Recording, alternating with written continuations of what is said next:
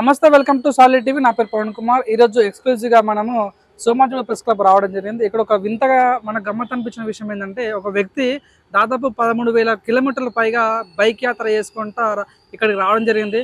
ఆయనతో మాట్లాడే ప్రయత్నం చేద్దాం. ఆ బైక్ యాత్ర సంఘటన ఏంది, ఆ అంశం ఏంది అనేది వారి మాటలను తెలుసుకునే ప్రయత్నం చేద్దాం. అన్న నమస్తే. అన్న నమస్తే అండి. అన్న, ఏంది ఇది fan of national hero? Okay, అందరికి అభిమానం ఉంటుంది, కానీ మీ అభిమానం కొద్దిగా డిఫరెంట్గా, చాలా అంటే వెరైటీ అనిపించింది. మీరు జెండా పట్టుకొని బైక్ వేసుకొని ఈ ర్యాలీ ఏంది, అసలు ఈ బైక్ యాత్ర ఏంది, అసలు మీ పేరు ఏంది, మీరు ఎక్కడి నుంచి వచ్చారు ఫస్ట్? నా పేరు ఆడప్ కిషోర్ కుమార్. నేను వరంగల్ జిల్లా తెలంగాణ నుండి వచ్చాను.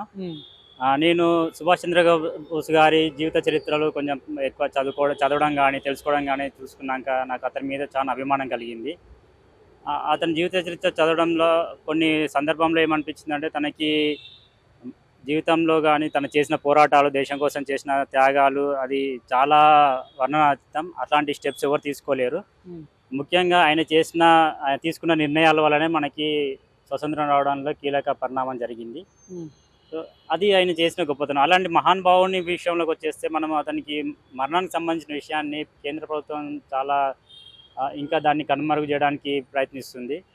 80 సంవత్సరాలు గడుస్తున్నా కానీ అతని మరణ విషయాన్ని బయటపెట్టలేకపోతుంది. కేంద్ర ప్రభుత్వం దీని మీద కొన్ని కమిషన్లు వేసి కొంత కాలయాపన జరిగింది. అయినా ఎన్ని సంవత్సరాల నుండి కమిషన్ల ద్వారా కూడా తగు సమాచారం కేంద్ర ప్రభుత్వం దగ్గర ఉంది. ఆ సమాచారాన్ని కేంద్ర ప్రభుత్వం బయట పెట్టాలి. ప్రజలు కూడా చాలా రోజుల నుండి వేచి చూస్తున్నారు. సుభాష్ చంద్రబోస్ గారికి ఏం జరిగింది, ఇది చేయాలి. మనం ఆయనకి చేస్తేనే మనం ఆయన సంపూర్ణ గౌరవం ఇచ్చినట్టు ఉంటుంది. అది చేయకుండా మనం ఆయన వర్ధంతులు కానీ ఆయనకి సన్మానం చేయడం కూడా అది మంచిది కాదు. అతని మరణానికి ఇప్పుడు మనకి కేంద్ర ప్రభుత్వం వివరాలకు వెళ్తే ఆయన మరణము ప్లేన్ క్రాష్లో జరిగిందని విన్నాము.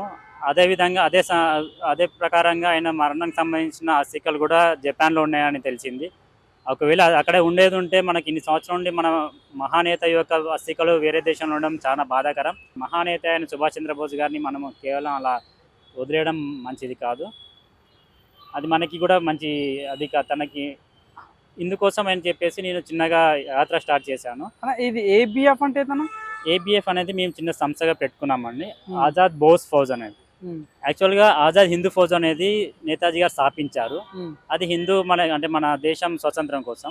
ఇప్పుడు మేము చిన్నగా మార్పు చేసి బోస్ కోసం ఇప్పుడు బోస్ కోసం అనేది మనం చేసే ప్రయత్నం గురించి మనము ఈ సంస్థ పెట్టుకున్నాము. ఓకే, దాదాపు ఎన్ని రోజుల నుంచి మీరు ఈ బైక్ యాత్ర మొదలు పెట్టారు? దాదాపు 58 రోజులు అట్లా, అంటే దగ్గర 2 నెలల నుండి ఈ కార్యక్రమం స్టార్ట్ చేశాను. పోయిన నెల నుండి స్టార్ట్ చేశాను. పోయిన నెల నుండి స్టార్ట్ చేసి వరంగల్ నుండి, మా ఊరు వరంగల్ నుండి స్టార్ట్ చేసి మన తెలంగాణ, ఆంధ్రప్రదేశ్ ద్వారా తమిళనాడు, పాండిచేరి, కన్యాకుమారి నుండి కేరళ, కర్ణాటక, మధ్యప్రదేశ్, మహారాష్ట్ర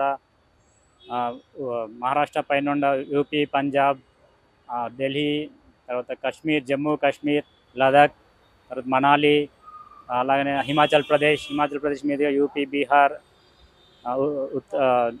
యూపీ నుండి బీహార్, జార్ఖండ్, కోల్కతా, ఒరిస్సా, ఛత్తీస్గఢ్, ఇలా దాదాపు అన్ని ప్రాంతాలుగా నేను యాత్ర చేయడం జరిగింది. ఈ యాత్ర ముగింపుగా ఇప్పుడు మన హైదరాబాద్కి వచ్చాను. ఇక్కడ ముగింపు కార్యక్రమం చేద్దాం అనుకున్నాను ఇక్కడ.